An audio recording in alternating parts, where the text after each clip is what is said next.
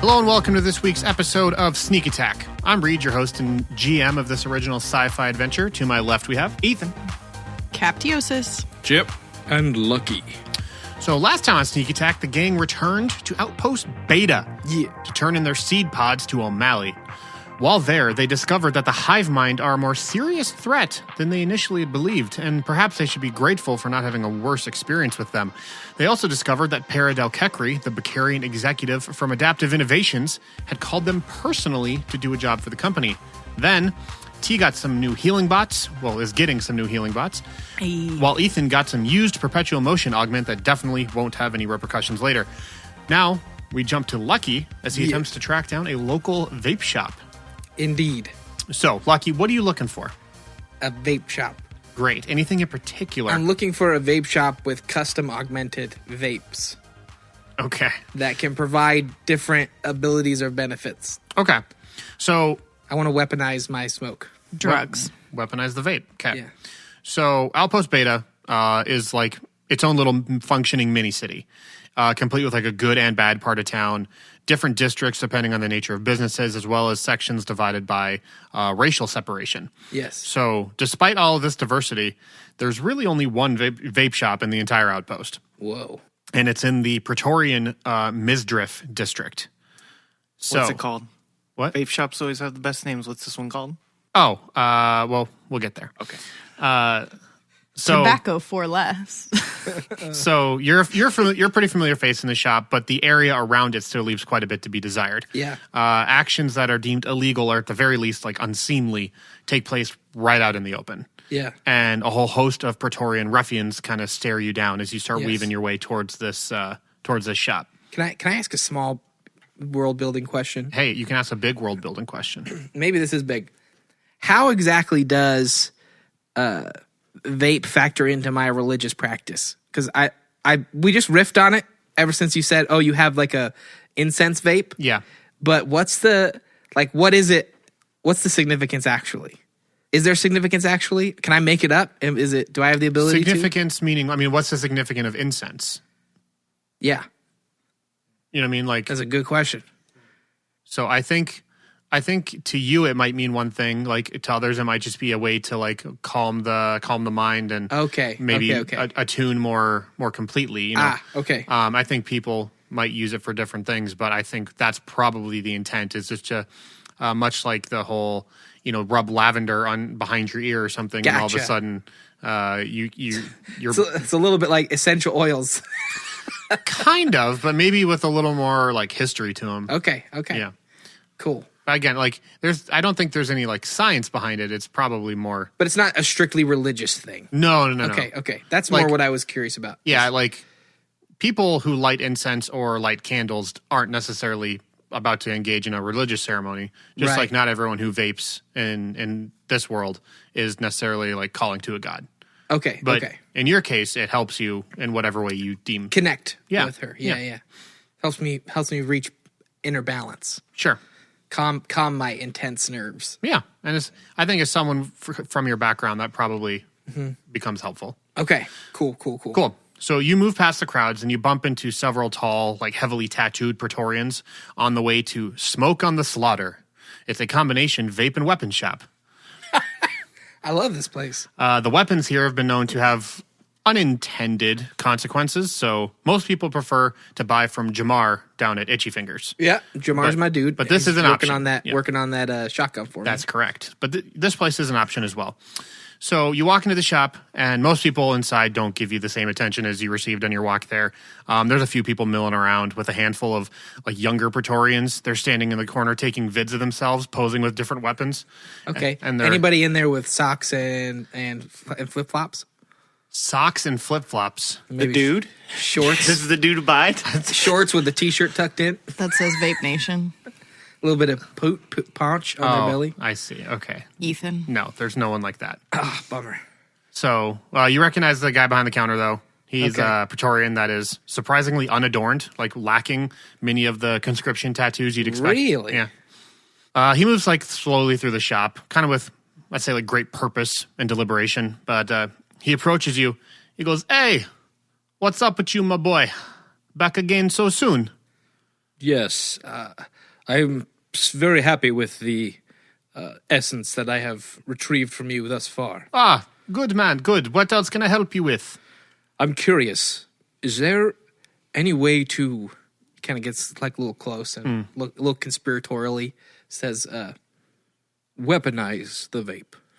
You want to weaponize? Perhaps use it in a way that might be beneficial to disrupting electronic fields or having an adverse effect on my enemies or their equipment.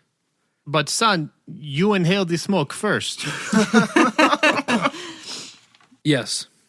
and then you puff it out, and you want it to hurt them, but not you. If it's shutting off electronic equipment, I will be fine. How do you figure that would work? I don't know. That's why I came to you. Is there not any way to augment the vape? To make it perhaps have other uses? I mean, if you want it to taste like Cool Ranch, we can do that. We have the Cool Ranch. I don't know. I could maybe do some research, I guess. Very well. But this is a very strange request. I don't think it that strange. Really? You don't think it that strange? I have found that this vape I currently use has greatly aided me in combat thus far, sharpening my senses and bringing me to a place of pure focus. Yeah, that's great and all, man. That's what I'd call unintended side effects. Really just if you want to, mellow out. Is there perhaps, rather than affecting one's enemies, is there a way to have a vape to affect oneself? Perhaps increasing my veracity in combat or my speed in reaction. A way to augment my reactions or abilities without permanently affecting myself with, he spits on the ground and says, mechanized alterations. Well, and his eyes kind of like dart back and forth. If you're looking for something to give you a little kick, I may be able to provide you with something. I'm listening. Hey, and he just like shouts at someone across the way in the Praetorian language, so you don't understand it. And a guy looks up kind of from his shelf that he was stocking and just kind of nods in agreement. And the guy like lifts a little partition thing, that little, what's the thing? It's like a bar thing that you raise to walk behind the bar. I don't know what the thing's called. The little bar thing. He raises it and it kind of like gestures for you to come back, and then he's going to take you back into the the storeroom. Also, just as I'm passing by, any weapons on the shelves stick out to me in particular? Anything seem up my alley in any certain way? I mean, if you want like weapons that look like they should have been decommissioned 50 years ago, Because they're too violent? or really old, Okay, Yeah. okay. Because they're awesome. Too violent. made out of materials you wouldn't deem safe to like Okay. discharge a firearm from. You know what I mean? Gotcha. Okay. Anything that seems less technologically enhanced, like more like classic Wood. machinery, like maybe uses gunpowder or some kind of like mineral to fire instead of. I bet you could probably find something like that in here. So if a electronic field did shut down a bunch of stuff, I could still have something that would. With that space musket. Yeah. The Splendor Bus. Hey man, you put out one of those, what is it, EMP things, that grenades or EMP whatever? grenade, yeah, that's what I have. And then I got a shotgun that still works. That's some dangerous. 9 times out of 10, you're winning that. I like those odds, son. Yeah, jeez Louise. All right, I'll store that in the memory banks. Okay. And keep following. Lock it away. Question is Make a deposit in the bank. is Lucky becoming an addict? Is that like, did I just use like a gateway drug and now I'm looking for I think you're vape becoming an addict. form of ecstasy or You sound a something? little stronger.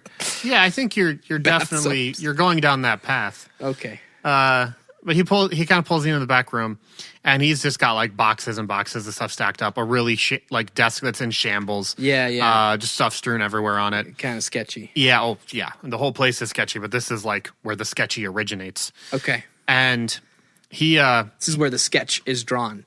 sure. He slides open his desk drawer, and inside there's a small little, like a cigar box looking thing. Looks beat up, made out of tin. Just looks like it's been run over a couple times. Yeah. And he plops the box on top of the desk. Says, "How much are you looking for?" Perhaps 50 credits. So cheap. You can look at it for 50. Yeah. Just picturing like an actual drug deal going down. How much does $1. a nickel? What will this give me? It's like, all right, I think you might be in the market for something else, man. Very well. 200 credits. Listen, I know you come around often. You're a good customer, man. Why don't, so I can sleep at night, man. 300 credits. I'll give you half of this. And he holds up a bag with some, looks like blue, like dust. Okay. Like it's got sparkles, kind of looks like diamonds are like mixed in with the dust. Mm-hmm. How much essence will this provide? He goes, How high is this going to get me? he goes, man, I don't know anything about the essence, but I know you take your fingers, put a pinch in with the vape juice, swirl it around. Only do one per bottle, one pinch per bottle. Very well. I think you will find yourself to be much more aggressive in combat. What about Bath salts. 400 for the entirety of it? 400? Are you crazy? 600 for the whole thing. It's not a deal. You don't even know what I have. You've gotten half of it. How's that a deal? How's it a deal if it's higher than That's not a number, because it's higher than the number I said. Can't be a deal. No deal. All right. 300 then. For half. For the half. Yes. Okay. How many pinches do you think that'll give me? Oh, 5. Okay. All right. And what will this do? I mean, do you want it in game terms, or do you want it in, like... I'm just curious, is he, like, this will make me more aggressive in combat? The way I would treat it is similar to, like, a barbarian rage. Okay. Cool. All right. Again, to gamify it. Yeah. I got Come you. on, Josh. Stay in it with us. I just couldn't remember if he specified that already. Why you got a meta? Okay. How much more damage will this Yeah. How many die? How much die per pinch? Hey, guys, I'm vaping. I'm doing this for roleplay. Puts it all. Oh yeah, Yeah, totally I want for the role augmented play. I'm doing this vape, for the but for the I'm RP. doing it Doing for this the RP. Yeah, not yeah, benefiting my okay. character at all. Yeah. All right. For sure. I give him the 300 credits. Okay. And I'm like, could have been 400. Or it could have been nothing. Oh, got him. All right. He throws the bag at you. I catch It it. explodes in your face. I go throws it on the crazy. ground and he disappears. I murder everyone there. Take all the vape juice. All right. As we're walking out, I just point over at one of the maybe older guns and I say, "How much for the weapon over here?" Wait, this thing. And he points to it. Yeah. He goes, that's a souvenir. It's an heirloom. Would it still fire? Man, I don't know. It hadn't been cleaned for centuries. So, would you be willing to part with that piece of junk? I don't even have the bullets, man. It's decoration. 50 credits. 50 credits. 10 credits? Oh wow, real low. It's a souvenir, sir. It's just because it doesn't work doesn't mean it doesn't have value. It's All right. 50 credits? Babe Ruth bet he's not even alive anymore. $10. yeah, exactly. Like no one's actually going to play with this baseball You don't bat. have the baseball. Yeah, like you can't even use this thing. This is a relic of a bygone era. Reminds me of where we come from. Do you know my people? Yes, I do. We are the oldest creatures in this galaxy. We discovered explosives. It's a piece of our history. 75 credits. I give him the 75. Okay. And He takes it off the wall, hands it to you. I love that conversation. And So I spent $375 in total. yeah, so you have a double barrel shotgun that requires actual shotgun shells. All right. Like traditional shotgun All right, shells. we'll get there. I'll get there. All in time. I'm gonna need some saltpeter and some You're gonna make your own shells. and gunpowder. That's going to go really well. No make some shotgun shells on our ship. casualties at Tiny, all. tiny little ball bearings. Also, leave them sitting by the heater. That'll go well. Yeah. All right. Yeah, right up next, just working by space heater fire While I'm vaping. while vaping and getting high. Apparently, this is just a recipe for disaster. Perfect. Don't do drugs, kids. Please don't. Yeah, no. When he does, I'm gonna make something terrible happen to him. Yeah. Unless you want to do drugs. I mean, like, we're not your dad. Yeah, but your dad's probably listening to this too, and your dad probably doesn't want you to do drugs. That's true. You know what? Talk to your dad. And if you don't have a dad, talk to your mom. Wait until you're old enough to make the decision. Then probably still don't. But The more you know. And I'm gonna head back for Okay. for everybody else. like right to the regular concourse area. Yeah, or I'll head back to the ship. Oh, okay. If we I can't remember if we specified getting back together in the concourse or. I don't think it matters. O'Malley said he'd send you guys a dossier. All right, I'm gonna head then to the ship. Okay. You kind of head back that direction. What are the rest of the three you doing? I'm killing time until it's time for me to get my healers. Okay. I thought you were gonna say I'm killing time till it's time for killing. But it's the opposite. She wants to heal people. Yeah, in no, case I you know. forgot, I'm really bad at killing people. Okay. So, I'm just saying that could have been a really cool phrase, but you didn't say it. oh, Ethan? I'll go back to the ship. Okay. So we'll say the 4 hours has passed for T and Chip to go and get their little healer bots. If I'm not mistaken, it was $16.50 for everything. Yep, I already paid it on my. Oh, you've already deducted it? Yep. Perfect. So I have the stats for that all worked out as well. Oh, perfect. So you get your little healing nanobots. Eee. All right. Anyone want to do anything else before you guys depart? I'm good. Okay. So you walk back to your ship, and as you approach the Walter, you almost walk into the bay door as you're so used to it opening on its own as you approach. Instead, like a bunch of savages, you have to punch in the passcode manually on the outside of the ship. Then the door slides open with like very little fanfare. It's just and it opens. Nice. You're about to walk inside when you notice a freshly tagged piece of graffiti art on the tail fin of the Walter, Chip. Gosh. What is it? What's it of?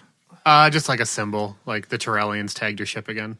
You're in the concourse for 4 hours. They had their Waste no time. had their sweet time to do it. And we don't leave anybody to watch the ship. Well, and Kanye used to be able to like.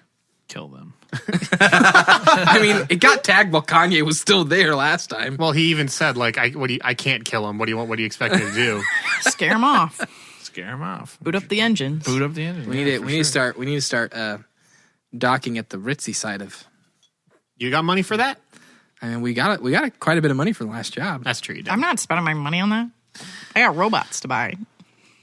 All right, so Chip, you just kind of let out an audible sigh, and then you walk into the main corridor. The four of you shuffle through the dimly lit hallways to your various places, each of you preparing for the journey ahead. Chip, you walk towards the captain's chair and begin punching in the coordinates you received from O'Malley.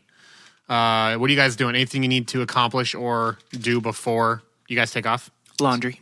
Yeah, you do. Laundry. Yeah, you do. Okay. I stow my blue vape just for Contraband. Oh, your dust. for possible use. Yeah. Okay. I'm working on my Rube Goldberg machine. Okay. I'm just getting things ready up at the front. Okay. Without Kanye, I probably have some more stuff I'll be to up do. there with him up Yeah. at the front, No, you won't. hanging out. Yeah. You're not allowed. The process takes a bit longer without Kanye. You can't just, tell the voice where you want to go or where you're going. Instead, you have to do a lot of manual data entry here. So, but it's no big deal. It just takes you about I'm totally fine with that. 5-10 minutes. Hey, I like it. you're just a robot of tradition. Yeah, I mean, that's what I was supposed to do. Okay. So Why did you buy him in the first place? I don't know. Seemed like a good idea.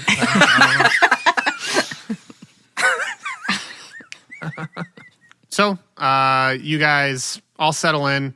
in order to hit FTL speeds, you do have to be like actually seated, and so you can't be in the shower or doing laundry or anything like that. So You can be seated folding your laundry, though. yeah, I'll just in get your the towel? load started. I'll get the load started. okay. I'll come sit down. Okay, so the four of you all sit together back in that like main control room controls area. So based on the dossier from O'Malley, you know that you guys need to go to the Herthy system. It's the human system.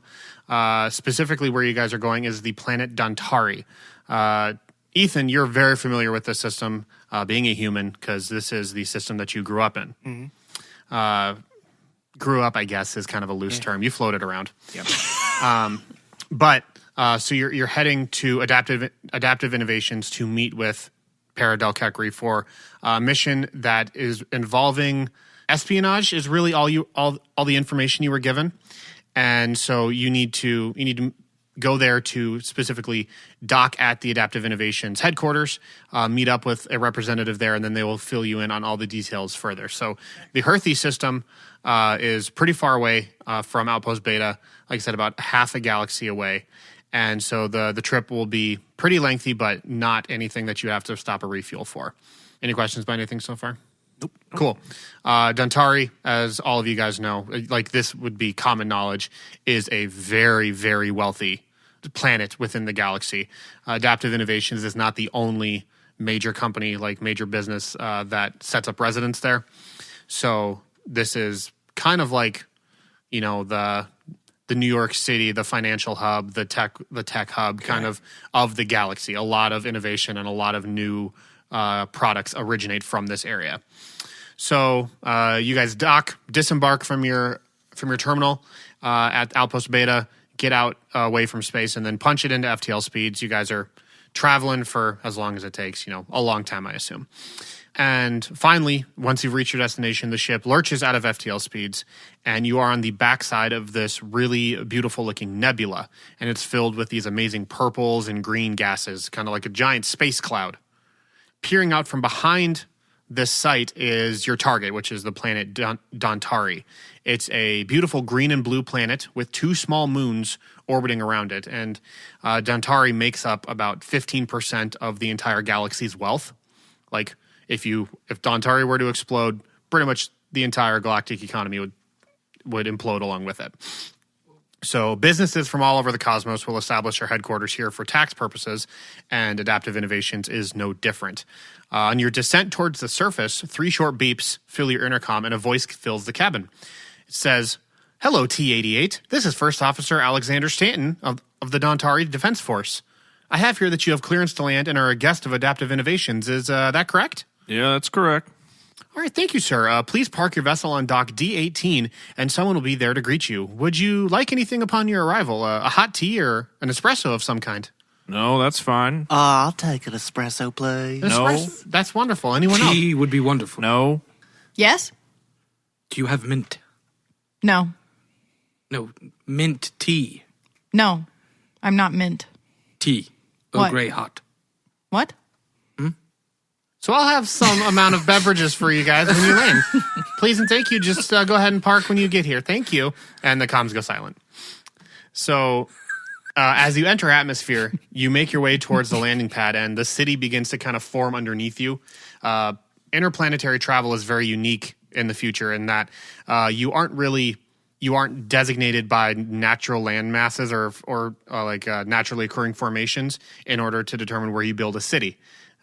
Rivers and like open fields don't really have the same value in the future that they did in the past, because you have a flying vehicle, you can fly wherever you need to go. Roads between cities aren't even really a thing anymore. They've just kind of deteriorated because you don't necessarily need them.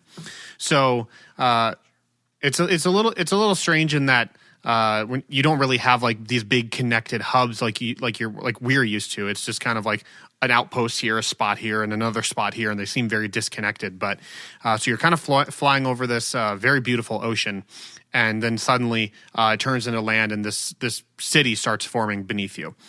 First, it's got these like industrial zones, lots of manufacturing, warehouses, and old like traditional mag rails, like magnet magnet elevated trains.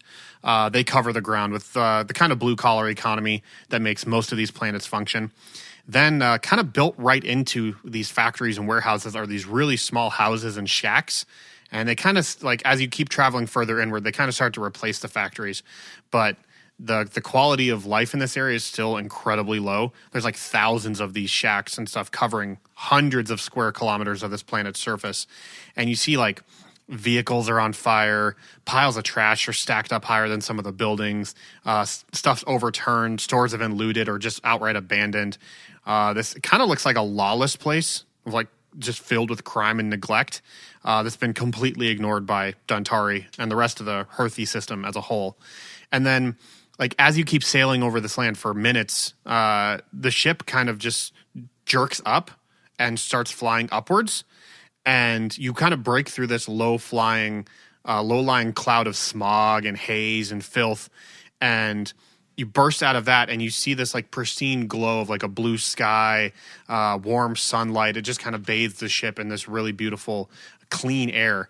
And from up above, you can see for hundreds of kilometers out around you, and there are these massive skyscrapers that are just dotting the horizon. Each one shoots up higher than the last. And there is like a flurry of small vehicle air traffic traveling between each building, like Star Wars, like just a bunch of flying cars. Yeah. And each building appears to be equipped with its own like landing pad, sometimes several landing pads for ships to dock on without having to land on the surface. So it seems like up here is like it's almost like its own ecosystem. Oh, it's like two worlds. Like Cloud City. It kind of like if Cloud City lived on like Corellia. Yeah. Like two cities in one, but they're just That's like cool. Totally in like the yin and the yang of each other. It's the upper crust up here. Very much so. So these buildings are totally stark like contrast of what's down below. These are all like pearlescent white, shiny steel, dark metals like tungsten and carbide. Like this is the future. If you ever think to yourself like, man, what is like the future of all these tech companies and innovation? Like this is what the future looks like to you guys. It's space Google. It's space Apple. It's space Google. It's space Twitter. I don't know what you want to call it, but it's like everything that is cool and expensive and fancy just lives here. And so all these buildings, they kind of stand as a pillar above the dying and decaying streets below. The way I kind of envision it is like these people up above the clouds, they've built a society for themselves that doesn't require them to ever touch the surface. Yeah. The surface is like, it's like unmentionables. You can't even go down there lest you be tainted. So now it's as the city is built up, elevated above itself, you're literally elevating yourself as a status thing above the rest of them. Okay. So you identify the landing pad for your ship, and you bring the vessel towards one of the largest buildings in the entire area. It's a massive oval-shaped building covered in reflective glass, saved for a massive like semicircle landing pad that juts out from the top of the structure. So it's capable of supporting 3 ships at once, which is very large. And once you land in the center spot, you see 2 individuals walk out of these like entry doors to greet you guys. So you can obviously like shut down the ship, like settle yourselves in, get whatever you need, and then you can exit the ship and they'll be waiting for you. All right, you guys ready to go? Get your gear. Remember, we're on mission. Not here to get tea, crumpets, whatever else they get. Not I'm UT. right here. Not UT. They serve tea here. I have espresso. They also serve me and you and the rest of us. Roger. So, Does anyone else miss Kanye? no one does. Anyways, Someone does. no one. Lucky misses him. No, he doesn't. Anyways, let's stay on mission. We got to go talk to this person, and let's get back safe. Okay. So you guys get everything you need. You load up, you stock up, and then you exit the ship, and you see Para waiting near the entrance of the building along with an associate who's standing just a few paces behind her. Once the ship and dust is settled, everything like that, you exit the vehicle, and they begin to approach you guys. And Para steps forward, and she extends her hand, and she says, "Hello again. Thank you for answering the call. We weren't sure you'd be interested in working for us." And she kind of turns to her associate and says, "This is Bartholomew, one of our security officers. He will escort you the rest of the way. I just wanted to provide a familiar face upon your arrival. And she then kind of turns and begins to head towards, well, unless you guys have any questions. I don't want to like interrupt anything. Lucky just bows. Oh, okay. Very formal. Very formal bow. I'll shake. One leg back. You shaking? I shake the person's hand. Oh, okay. Were there the beverages? Bartholomew has the beverages. Ethan grabs one. Okay. Yeah, Lucky grabs some tea. Okay. What? Don't even. Bartholomew hands you your beverages, and as he does that, Para turns and begins walking towards the entrance to the spire. And once his hands are free, Bartholomew kind of turns and gestures for you guys to follow suit. And as you all five are walking together, he pulls out this small plastic disc from his coat pocket, and he says, "This is your access to the building. Tap it on each of your comms, and it will let you in the doors you are permitted to enter. Each room is biometrically secured, so you can't get somewhere you're not supposed to. Capiche?" Seems fair enough. Kaposh. Understood. There isn't any people out here we have to worry about tagging my ship, is there? Tagging your ship? You know, like when they get some paint or spray paint and they go up there and they do their doodles. Do their doodles. No, sir. This is a secure facility, secure environment. I believe your ship will be well looked after. Well, I've heard that many times and still gets tagged. Well, I don't know where you come from, but here we're people of our word, and I give you my word, it will not get tagged. All right. I appreciate that. All right. Excuse me, Bart. Yes. Are your restroom facilities clearly marked?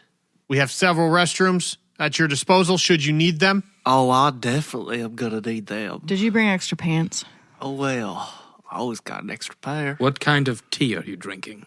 What? Espresso. He's got espresso, yeah. Ooh. I On an believe empty that- stomach? I believe that it can act as a laxative. Yeah.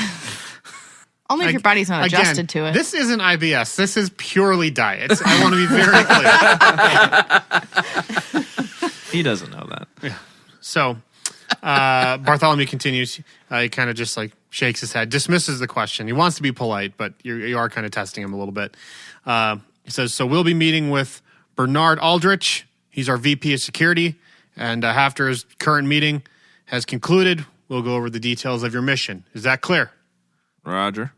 All right, so the five of you continue walking. He hands you that plastic disc, and the intent is to like tap it on your comms. It's like an NFC card again, Mm-hmm. and so what it does is it integrates with your comms to add your biometric signature to the allowed entrance of particular rooms, if that makes sense. So at the entrance of the structure is a scanner that looks similar to the one you saw on the concourse in Gemma, which was used to detect echoes, if you're not mistaken. Yeah. So Bartholomew, he kind of stands there at the entrance and turns to the four of you and says, "You have to surrender your weapons before you may enter. They will, of course, be kept safe, as will your vehicle, while you're inside, but you are not allowed in without first surrendering your weapons." All right, crew. Time to give them up. Okay. Okay. I surrender my shotgun and longsword. Both shotguns? Of course, both shot. I left the old one back. In Oh, the you shed. did? Okay. Oh, what? I'm not bringing that along. It has no. It can't serve a purpose yet. Wee. It's an Yeah. antique. Wom, wom. I know it's up on Wow. the. It sits on a little spot on the wall. Okay. It's a nice. So you move the display souvenir piece. from the store to your room. Yeah. Yeah, Feels bad. It's an investment in the future from the past. From the past. Okay, To the here's future. what I want to know from the four of you. Is anyone trying to conceal a weapon? Ooh. I mean, I look at Ethan. Ethan. You mean you Ethan look hands at over his Dan? I look at Dan. He hands over his blaster. He takes his hand axe out of his little shoulder sheath, hands it to him, Okay. and goes, "I'd take my arms off, but I can't." And he gives a little smile and a wink. Okay. Well, Bartholomew looks at his forearms. He's a Brax. And oh, nice. that was for you. It wasn't, but it's not. Take it back. he goes, "I prefer to keep my arms intact." But, As do I. well, These here, and he makes fists, raises them up. These here are lethal weapons. Uh-oh. Could be augmented. why don't you go through first? Can do. And Ethan, you go through the scanner, and the lights turn yellow, not green. Oh. And he goes over to the monitor, takes a look. He goes, do you have any implants or augmentations that we should be aware of? Yes. Okay, care to explain? Well, I got this, and he taps his chest where his heart is. I just got this perpetual motion machine installed before we left planet. Not much of a sleeper. Prefer to get some work done. All right, without even asking or talking, he reaches into his pocket and grabs this tiny little, probably like a 8-centimeter disc, and just like plants it on your chest. Okay. And you feel, it feels like someone just punched you in the chest and knocked the wind out of you. But it's a localized EMP field. Don't put that on me. What's it do? It negates the effects of your augment for the time being. Oh, feels Wah, bad. wah. He goes, sir, this is nothing personal. It will be removed at the time of your exit, but we do not know what it is that is inside of you, and I'm not going to take any risks. This is a highly secure, highly classified facility that you are entering. If you do not wish to have this on you, you can take it off and wait outside. No, it's quite all right. I understand. You gotta handicap the strong one. I get it. That's so perfect. He lets you through. All right, the rest of you guys walk through all greens all the way. Okay. No issues. Not even your eye sets it off. That eye augments are so common that it's very understood. And my shield. No big deal. Okay, No. good. They can tell the difference between something like being worn or being implanted. Okay. I think his fear is that in light of like an actual act of violence, I see. smuggling an explosive in would be one way to do it. I see. Okay. Okay. Anything else? Any questions or anything before we move on? Nope. Okay. So once inside, you follow Bartholomew into this massive atrium. It's this all glass, floor to ceiling window type of place. There's this giant fountain in the center, and there are these, it's like grass or moss that's growing up the side of one of the interior walls, like all the way to the top. And there's like live birds that are just kind of like nested in there flying ahead. Ooh. It's very progressive, very future, very modern is what it's just trying to like sell that image. Kanye would have loved this place. Who's Kanye?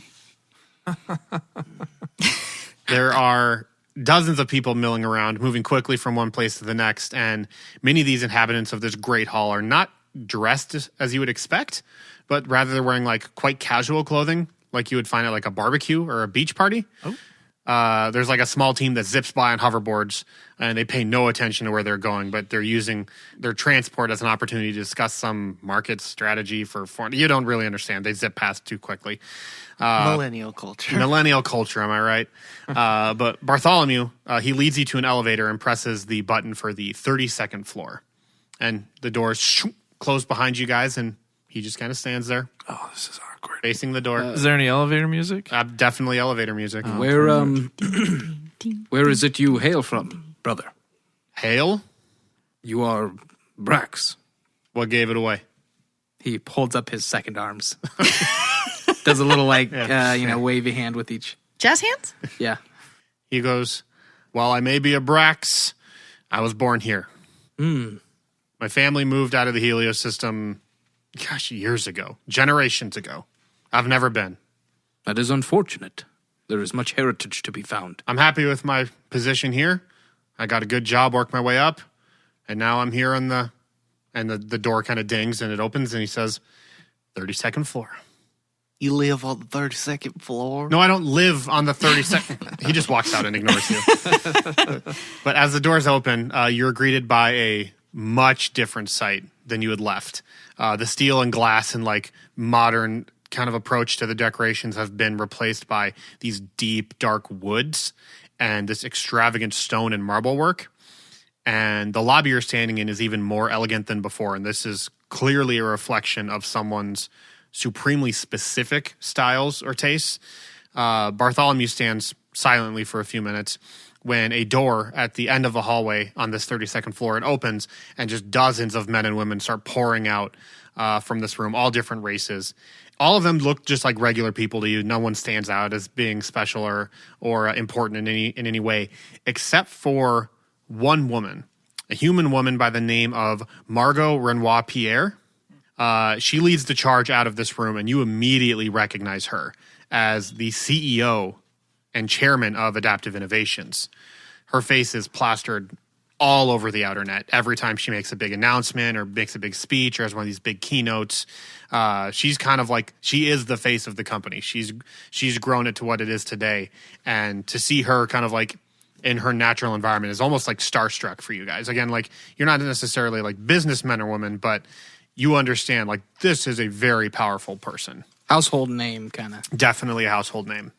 So one by one, as each member leaves this boardroom, they all individually go through another anti-echo scanner station at the entrance to this lobby. Once the light turns green, the next one proceeds, and so on and so forth. And so Margot goes through, and everyone that follows her, and she's surrounded by what you assume is like senior leadership for the company. But emerging from this pack, once he spots you, is this Bacarian gentleman who makes his way towards you all. And Bartholomew, he stands up very straight and gets like very serious all of a sudden. He gestures for all of you guys to stand up from sitting on this couch. But the Bacarian, he kind of waves his hands. He laughs and dismisses it. He sticks his hands out to you, Ethan. He goes, "Oh, these must be our contractors. Name's Bernard, but you can call me Bernie. Don't mind if I do, Bernie. Oh, no. Come on, let's chat in my office." And he leads you down an adjacent hallway, not the way that he came from. And similar to before, this hallway as well has its own scanner that you each have to enter one at a time. So you all go through. Lots of scanning. Lots of scanners. Remind me what Bacarians look like. Bacarians are the fish race. That's Yeah, right. remember you Okay, like okay. fish people. Yeah. Yep. So this guy in particular, he's wearing like the Bacarian equivalent of a kind of like a sport coat. It's got kind of like a gap cut out for his back fin. So it doesn't look very traditional, like it would fit over something cleanly. So they just rather cut out a hole so his fin can stick through. And he's just wearing like jeans or very casual pants. He's got kind of like a sloped head with kind of almost like its own tail hanging over its neck. Okay. Yeah. I dig it. Yeah. And what's this guy's job? So you. He would be introduced to you as the VP of Security for Adaptive Innovations. You seem pretty well forged. No, he looks just like a very normal individual, not particularly strong or weak. Okay. You would understand that security in this sense is actually more cybersecurity Technical. Okay. and more not like brute force. I'm going to shoot you if anyone tries to get close to my boss kind of thing. I see. But rather, I need to keep our assets and information secure. If that makes sense. Yes. Cool. So you guys walk into this office, and it is very big, bigger than you. Like, if you walk in, you say to yourself, like, "Holy cow! If this is what the VP gets, like, I can't imagine what the offices these other like even more elevated positions get." And he sits behind his desk, and Bartholomew, he kind of just stands in the corner, and he gestures for the four of you to take a seat on the other side of the desk. Okay. I'll sit. Yep. Perfect. So he sits down. He goes, "Well, guys, why don't you tell me something about yourselves? I was told by my associate, Miss Kekri. I believe you met her, right? Yes. Miss Kekri. She's a fine individual, very smart, good with numbers." He points to his head. He goes, "She's the one who makes sure that this whole company stays afloat. I'm the one that makes sure that our interests are protected." That makes sense? So why don't you guys tell me about y'all? What do you guys do, as contractors? Well, do a lot of different things. Collect things, grab people, destroy people. Mm-hmm. Yeah, I mean, we enjoy it. Every day gives us a new surprise, new something to do. Every day is a beautiful gift. And now we're here with you. So, you guys, and don't mind me saying this, I mean no offense by it, honestly.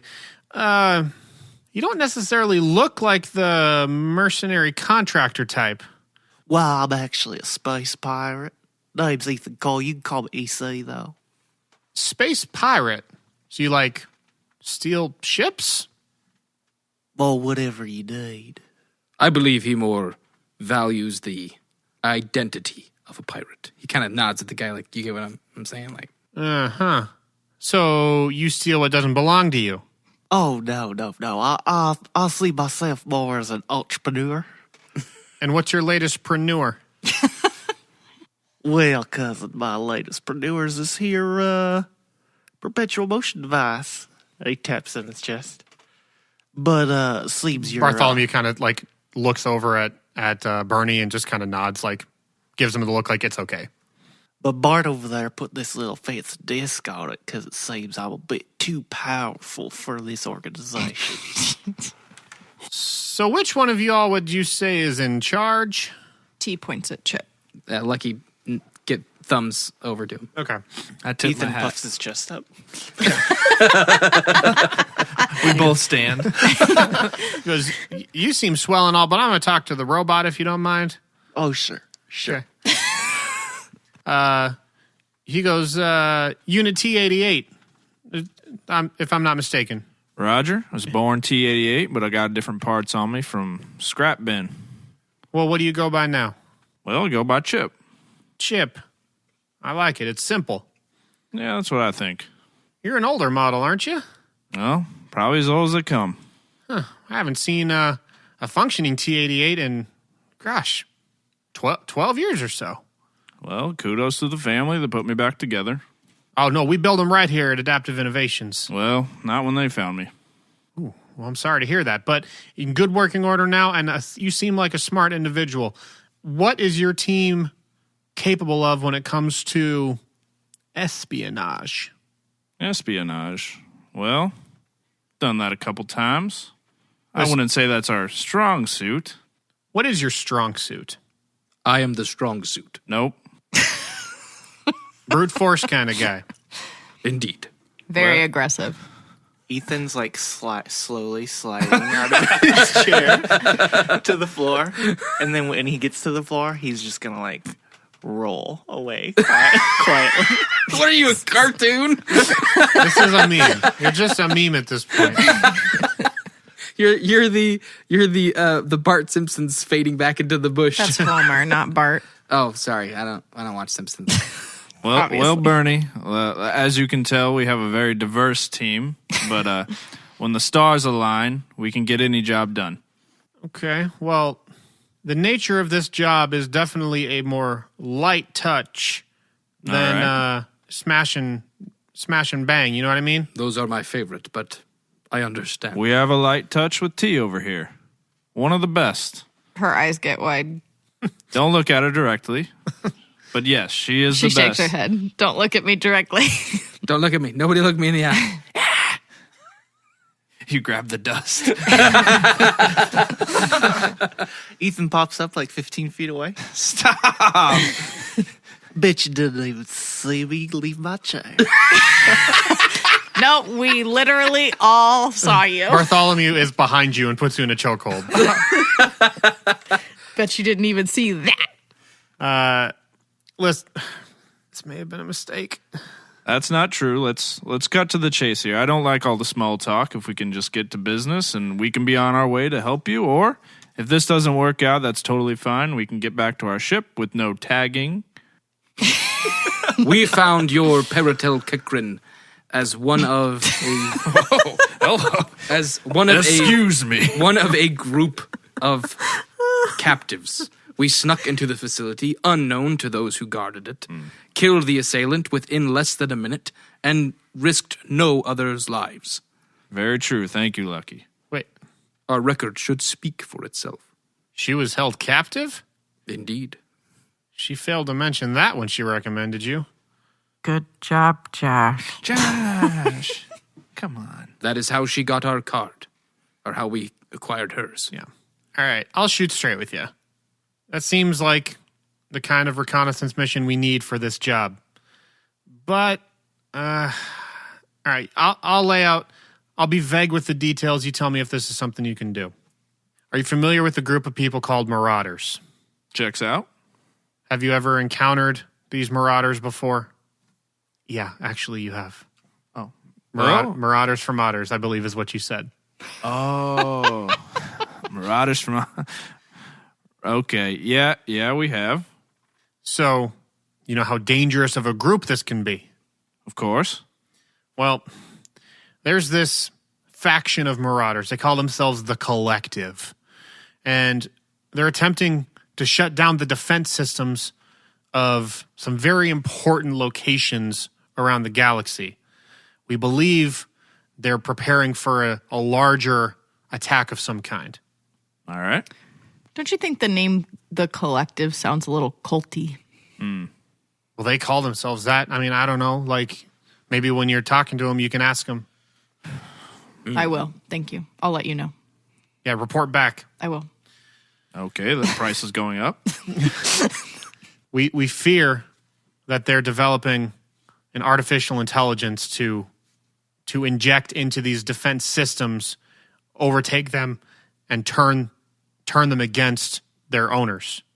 You understand how dangerous this could be on the galactic scale. You understand? Of course. So, do you have any experience with artificial intelligences? Yeah.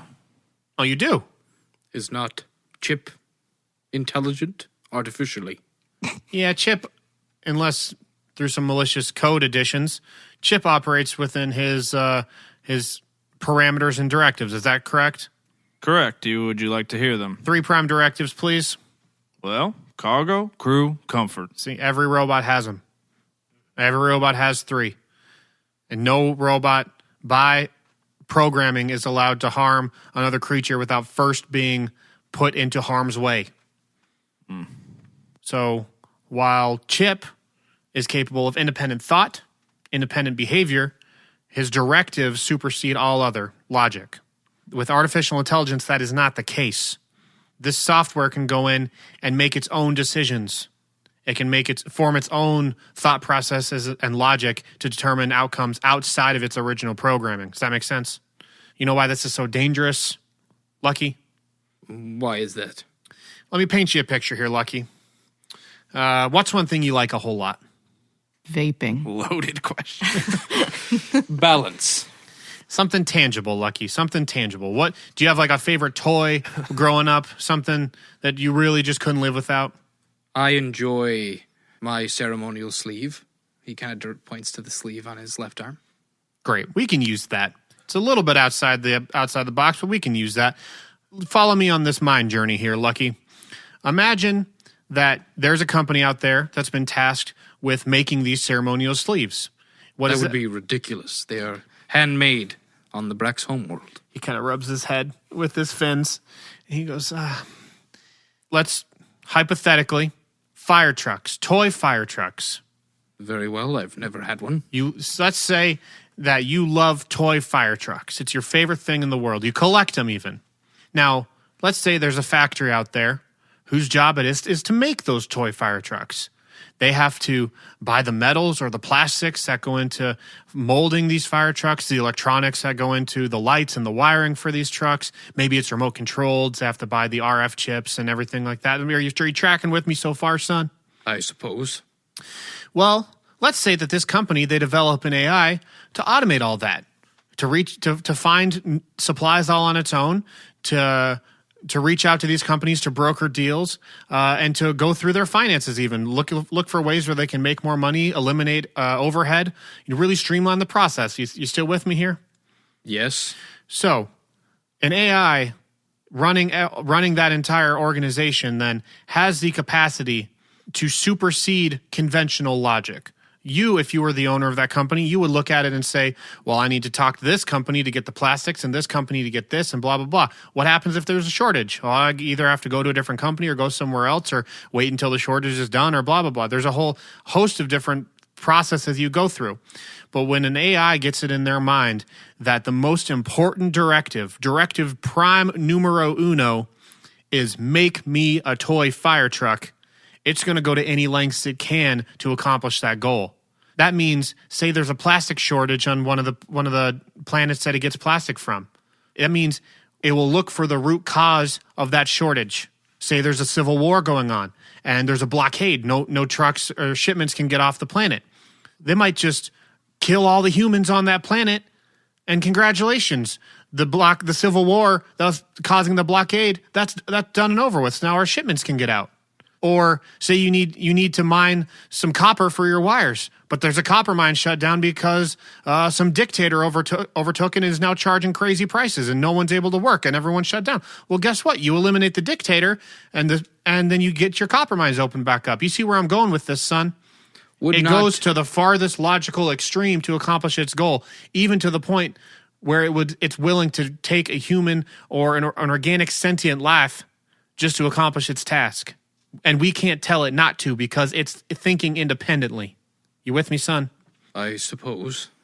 That's the risk of artificial intelligences. If an AI would get released in something like a defense system, not only could it shut them down and provide open attack, it could turn the defense systems against the people whose systems they own. But would not a sentient artificial intelligence have the presence of mind to decide no longer to produce fire trucks? Not when it's its prime directive. That is no different than Chip. He is set up to have intelligence were it not for prime directives. Would not true artificial intelligence be free of directive? I think that's an interesting theory. In localized tests, not too full scale, experiments have shown that artificial intelligences have the capability of lying about their directives in order to make it seem like they're still operating within their parameters. And it's when you get a computer to lie to you that you know you can't go back from that. You tracking with me, son? Perhaps, though I still fail to see the danger beyond what we have already done to ourselves. In what way, I might ask? The technological age we live in. It is twisted our own biological civilization. Well, I'm assuming you're talking about augments, which I take some offense to, seeing as how we're a company that manufactures augments. But, I mean, no one's putting a gun to your head saying you got to install this chip or whatever like that. That's a free will, free choice. You can do what you want. Indeed. I would argue that robotics, being given free will, should be given the right to do as they choose as well, but it would seem these directives are what cause the greatest issue, in my mind. Free will without consequence, operating in purely calculated measures, is the risk. When you take humanity and you take compassion out of the equation, all that's left is cold, hard numbers. And those numbers say, I need more of this. I'm going to do what it takes to get more of this. Despite the fact that I work for one of the largest tech companies in the galaxy, and I'm darn good at it, we are still a company run and motivated by logic and compassion and humanity, or whatever you want to call it. Very well. These AIs, they have none of that. It sounds to me like poorly designed technology. And instead of actual intelligence, presence of mind, self-awareness, what makes an individual an individual. The ability to choose to be a monster or a hero or average. Well, I don't think that's your choice to make. Indeed not. But it is your choice on whether or not you want to accept this job. Well, is that you being vague? What is the job? The job is to go in and shut down their operations. This collective. The collectives. All right. I guess I can be vague with the response then. Yes. We will do it. Sorry to wax eloquently over here. You know, I don't think it's your fault. And she looks at Lucky. It's my job. It's my He job raises to be his hands concerned. like, I don't know what you want from me. It's my job to be concerned about these threats. I take my job very seriously. Of course, and we're here for your mission. We can't be seen, adaptive innovations. We can't be seen having intervened in this matter at all. You won't be paid as employees or contractors or anything like that. Completely off the books. Perfect, just the way we like it. And I really have no care what you're talking about at all. I'm just here for the mission, and that's what you're paying us for. And I appreciate that directive. All right. So, Lucky kind of resigns himself a little bit. You'll balance it later. Don't worry about it. All right. He commits to balancing this later. I'll balance you later. Balance it with a little vape. Gonna balance the books. All right, so he hits a button on his desk, and like a hologram appears, and you see this 3D model of what looks like a modestly sized space station. And he says, "Now this is where the collective are holed up. It's a space station orbiting the moon of McCarthy. And it's more like a planetoid, like not big enough to be a planet, too big to be a moon kind of thing. You know, you get it. And so it's orbiting this planetoid way off on the other side of the Herthy system. Should we talk payment? Yes. Go ahead. What's your fee?" What's your budget? That's not how this conversation works. He's also not talking to you either. How many teams have you sent against the collective before us? This would be the first. We have a system in place to detect potential AI threats around the galaxy. This just popped up. We need to address it as it happens, quick as possible. If you're not the team, that's fine. Your ship will be untagged and you can leave. But Untagged.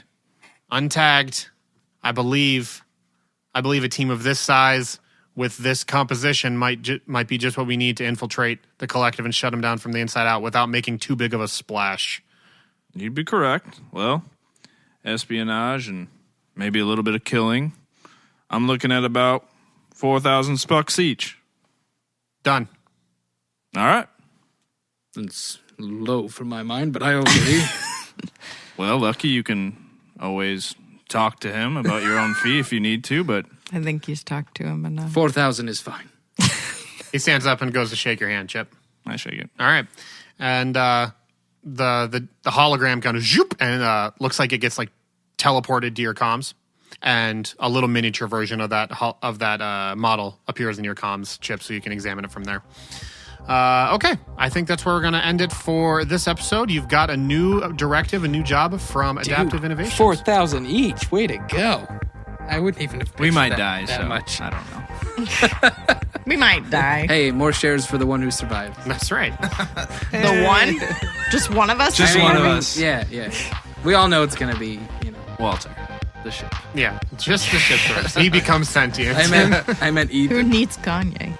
All right, thanks everyone for listening. Hope you enjoyed this episode. If you did, you can hit us up on social media at Sneak Podcast on Twitter. Let us know what you thought. We always love hearing from you guys. Thank you so much for listening and for sharing your thoughts and everything like that. We seriously do have the best fans in the world, and we love hearing from you guys all the time. So thank you so much. Huge shout out to all of our patrons over on patreon.com/sneak. If you like the show and you want to contribute financially, gosh, we appreciate it. It is what helps us honestly make the show possible each and every week.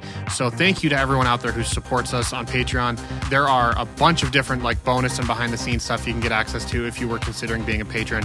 There's stuff like live stream Q&As with the cast and crew of the show, monthly bonus podcasts, monthly custom art mailed right to your door in the form of cool postcards, like DM how-to video series, Cooking with Dan video series. That's a thing. He makes food, and it makes a recipe as like a cooking show, and you can follow along and make your own. It's incredible. DM notes every month from all the episodes. There's so many things. So if you ever wanted to consider jumping in, I think it's a great time. There's so many things available for you to take advantage of. We think you're really going to love it. Also, the biggest shout out to my boy Star Warrior, made the intro and outro song for this Volume 2 series. You're probably hearing it right now over my voice. Drown me out for a second. Listen to the beats. Man, those are some sick beats. Yeah, sick. Thank you, Star Warrior, for the tunes. Go to his SoundCloud. There'll be a link in the episode description for this show. Go give him some love. Give him some a like on Twitter, or buy his album on Bandcamp. That's the thing. You can do it. Support our boy. He's really great. Thank you, everyone. Again, my name is Reed. I'm the host and game master of this original sci-fi adventure. To my left, we have Ethan. T. Chip. And Lucky. Thank you, everybody.